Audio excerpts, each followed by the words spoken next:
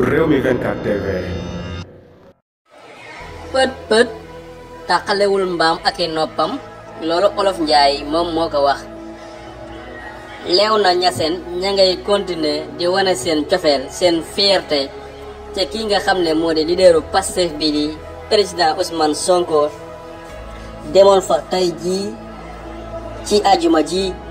bëggoon fa amal ab julli waaye fexe nañu ba julleem googu mujj ko amal foofee ca jumaa ja waaye gis nañu ne bi ngoon jotee Ousmane Sonko daal dinay génn saafanto ak waa dëkk ba ñëpp ña ngay génn di ko tàllal loxo foo sànni mbàtt mu takk Sonko kon daal dafa mel ne nañu nangu li yàlla dogal kii daal moom moo nekk ci xolu sénégalais yi yéen a ko gisandoo noonu mbokk yi góor jigéen mag ak ndaw ñëpp nga génn fees dell ca mbedd ya kenn ku ci nekk yor sa téléphone di filmer ñii di yuuxu ba àndatuñu ak seen sago ngir leaderu Pastef bii di Ousmane Sonko ca booba jamono kii di président Macky Sall ma nga ca Sédhiou di defal lii di ab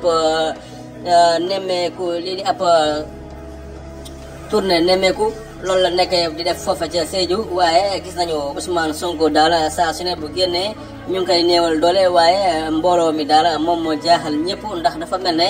bu ñu ko jéemee defal yàqal ko wala dara dafa mel ne nit ñi dañuy sentir loolu ba bu génne ñëpp ay génn ci mbedd yi fees teel naan Sonko lii nag moo waral waa nguur gi tëddatuñu ba yendoo nelawatuñu ndax Ousmane Sonko daal fu mu génn ñëpp di yuuxu te président Macky Sall moom bu génnee doo gis kenn loolu moom moo jaaxal ñi nga xam ne ñoom ñoo fare ci pouvoir bi ba tax ñu koy fànqal ak di ko saaga ak di ko wax ak di ko jabolise di ko def def ju ñaaw waaye waa Léona Niassène tey gis ngeen la ni ñuy génnee noonu di fasal seen cofeel ci kii Ousmane Sonko jaa ngeen jëf mbokk yi.